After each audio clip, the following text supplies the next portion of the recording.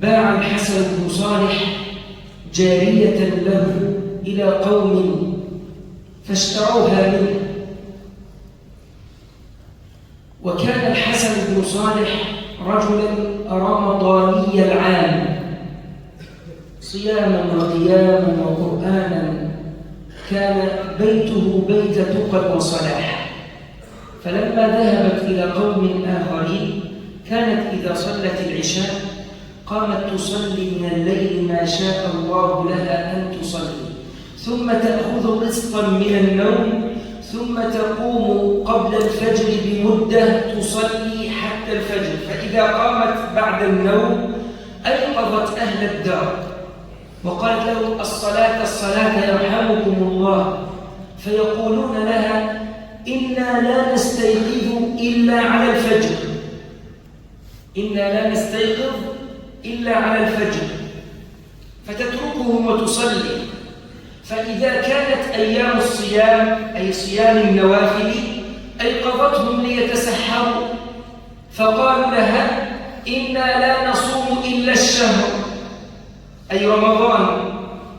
فرجعت إلى سيدها الأول وهو الحسن بن صالح وقالت له: لقد بعتني إلى قوم سوء، لقد بعتني إلى قوم سوء لا يصلون إلا الفجر ولا يصومون إلا الشهر، ردني إليك، أخشى أن أكسد، أي مصيبة، تخشى أن يصيبها الخمول والضعف في الإيمان والدين والتقى. فرأف بحالها فردها إليه، اشتراها مرة أخرى ممن باعها إليه. هذا لأن الحسن بن صالح ومن كان على شاكلته يعلمون أن رمضانان: رمضان الشهر ورمضان الحياة. والمؤمن الحق يأخذ من رمضان الشهر ما يتزود به لرمضان الحياة، وغيره يقف عند رمضان الشهر وكأن السوق قد انقضى والبضاعة قد كسدت أو انتهت رواجها ويقف. والله عز وجل لما أمرنا بالعبادة لم يأمرنا بالعبادة ولا بالتزود منها في رمضان، بل أمرنا بها في العمر كله. والمعنى كما قال ربنا: واعبد ربك حتى يأتيك اليقين. فمن علم أن رمضان الشهر ينبغي أن يكون زادا لرمضان الحياة، علم أنه كما قال السلف: كونوا ربانيين ولا تكونوا رمضانيين، كونوا ربانيين ولا تكونوا رمضانيين. فالمؤمن الحق يعلم أن الاستقامة على الطاعة منهج حياة، وأن رمضان الذي انصرف ليس فرصة للحياة أو للعبادة، بل هو فرصة للتزود وشحن بطارية القلب ليستمر الإنسان على طاعة ربه دون كلل أو فتور أبد الدهر. كمن تمر أمام داره سيارة مملوءة بالأغراض والحاجات والمشتريات مرة كل عام، يأخذ منها ما يحتاج إليه في دهره ويتزود به إلى العام المقبل حتى تأتيه مرة أخرى. هذه هي فكرة رمضان، رمضان التزود وليس رمضان العبادة. ولهذا المعنى نجد أن بعض الناس وهم قلة جعلوا حياتهم رمضانا، أما الباقون فكما قال أهل العلم: ذهب الضيوف وبقي الأهل. لم يبق في المساجد إلا الثلة المحافظة على طاعة الله وعبادته في المساجد قبل رمضان وأثناء رمضان وبعد رمضان. أما الضيوف الزوار قد جاءوا في رمضان وانصرفوا. أناس رجعت مصاحفهم إلى الرفوف، ثم هم لا يأتون المصحف إلا في رمضان المقبل أو النذر اليسير أثناء العام.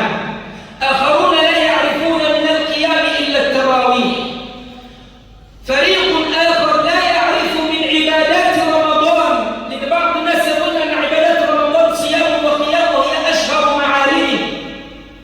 لكن من أعظم عبادات رمضان وثماره الشعور بالفقراء وحاجات المعوزين، مراعاة الأرامل والمساكين، حسن الخلق مع الناس أجمعين. وكأن من يعيش رمضان الحياة يعرف معنى قول النبي صلى الله عليه وسلم: إني امرؤ صائم، إني امرؤ صائم. يعرف معنى حديث رسول الله صلى الله عليه وسلم: ومن لم يدع قول الزور والعمل به فليس لله حاجة في أن يدع طعامه وشرابه. يعيش بهذا. لذلك لما أقول رمضان الحياة يقول أحدهم: ومن يطيق ذلك يا شيخ؟ أقول لك: لا أعني لك الصيام والقيام أبد الدهر كما كنت في رمضان، وإنما أعني لك أن تتمثل زادك الذي أخذته من رمضان فتداومه على قسط منه ولو كان قليلا طيلة العام. وحاجة الفقراء والمعوزين لا تنتهي برمضان، هم طيلة العام فقراء، وطيلة العام هم محتاجون، يحتاجون إلى من يرفق بهم ويحنو عليهم ويسأل عنهم ويمدهم بماله ورعايته، سواء كانوا في البلاد المسلمة المنكوبة، أسأل الله أن يفرج بلاد المسلمين، أو مع أهلنا في غزة.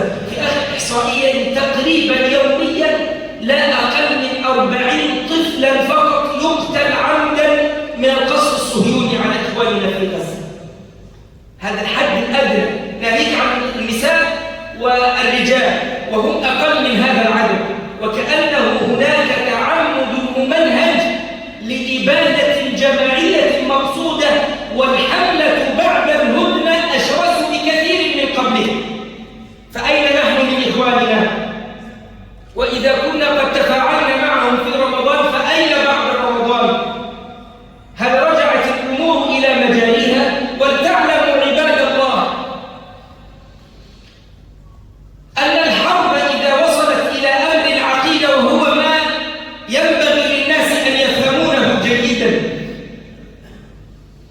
في عز الهيمنة والغطرسة العالمية العدائية الأجنبية ضد الإسلام والمسلمين، يشاء الله عز وجل أن يرد بلاد الشام إلى أهلها، وأن تبدأ بعض البلاد في التحرر من ربقة الأعداء وأعوان الأعداء. وحينئذ ينبغي على الناس أن يفهموا أن الله يهيئ الأرض لمعارك فاصلة يظهر فيها دينه ويعز جنده، فتهيأ. لا يصلح لنا رجالا كبارا وصغارا أن نلهو مع اللاهين، بل ينبغي أن نعد العدة إيمانيا واقتصاديا واجتماعيا وأخلاقيا لنا ولأبنائنا، حتى إذا جاء الوقت الفاصل لا يجد أعداؤنا دجاجا مهجدا يسهل ذبحه كما تذبح الخراف أو يذبح الدجاج. هذا أمر هام وينبغي أن يعيش معنا في رمضان الحياة. رمضان الحياة جاء رجل إلى النبي صلى الله عليه وسلم وقال له: يا رسول الله، قل لي في الإسلام قولا لا أسأل عنه أحدا بعدك. قال له صلى الله عليه وسلم: قل آمنت بالله ثم استقم. وقرأ النبي صلى الله عليه وسلم قول الله جل وعلا: إن الذين قالوا ربنا الله ثم استقاموا تتنزل عليهم الملائكة ألا تخافوا ولا تحزنوا وأبشروا بالجنة التي كنتم توعدون، نحن أولياؤكم في الحياة الدنيا وفي الآخرة، ولكم فيها ما تشتهي أنفسكم ولكم فيها ما تدعون، نزلا من غفور رحيم. أسأل الله جل وعلا أن يجعلني وإياكم من أهل هذا. من يعيش رمضان الحياة يصنع كما يصنع السلف سابقا، كانوا يقولون يدعون ربهم جل وعلا 6 أشهر أن يبلغهم رمضان، و6 أشهر أخرى أن يتقبل منهم رمضان. أما نحن والحمد لله على أقصى تقدير عدة أيام أو بضع ليال بعد رمضان تقبل منا رمضان ثم ننسى ونعيش حياتنا المادية نلهو مع الله ونعبث مع العابثين. كان سيدنا ابن مسعود رضي الله عنه بعد رمضان يقول: ألا ليت شعري من المقبول فيهني، أو أيها المقبول هنيئا لك، وأيها المردود جبر الله مصابك. من منا يظل بعد رمضان فترة من الزمن يخاف أن يكون قد ردت عليه عبادته؟ بعض السلف كان يخرج يوم العيد حزينا مهموما، فيقال له: إنه يوم فرح وسرور، لما لا تفرح مع الفرحين؟ فيقول: ولكني عبد أمرني مولاي بأمر فعملته، ولا أدري أقبل مني مولاي هذا العمل أم رده عليه. كانوا لقبول الأعمال أشد خوفا من الأعمال، ما كانوا يعولون هم العمل، إنما كانوا يعملون ثم يخافون أن لا يقبل منهم، لأن الله قال: إنما يتقبل الله من المتقين. فالخوف من قبول الأعمال من أهم ما ينبغي أن يشغل بال المؤمن بعد رمضان. الأمر الثاني من علامات قبول الطاعة، علامات قبول رمضان كيف نعرف؟ الازدياد من الطاعة، لا الزيادة عليها. هناك فرق، الازدياد منها أي الاستمرار فيها، ولو كان بنسب أقل، لكن أظل كما أنا في الطاعة وفي النوافل ما استطعت. وكذلك أن الحسنة تنادي على أختها، وعلامة قبول الحسنة حسنة بعدها، كما أن علامة العقوبة للسيئة السيئة بعدها. كذلك أحب الأعمال إلى الله أدومها وإن قل.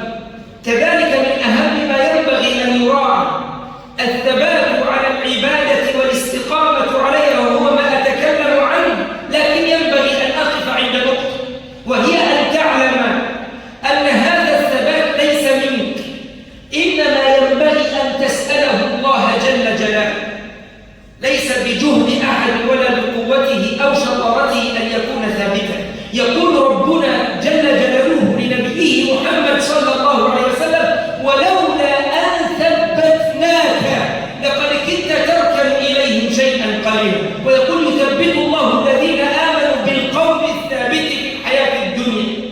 واعلم أن الانتكاسة تكون بعد الثبات، لا تكون بعد الاهتزاز والتردد. ولذا يقول ربنا: فتزل قدم بعد ثبوتها، فلا تظنن أنك ما دمت على الخير أنك ثابت عليه، بل سل الله عز وجل التثبيت. واعلم أن الله يحذرنا: ولا تكونوا كالتي نقضت غزلها من بعد قوة أنكاثا.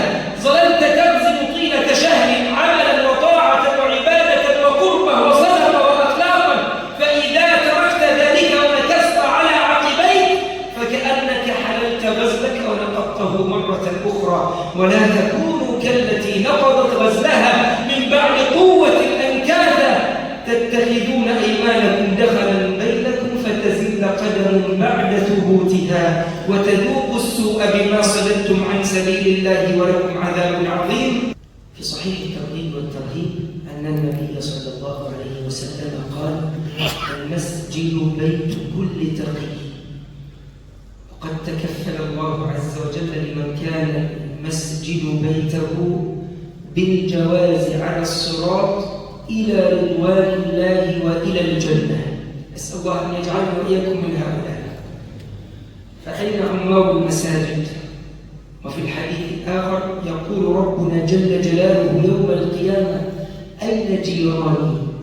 أين جيراني؟ فتقول الملائكة: يا ربي، ومن يحق له أن يجاورك؟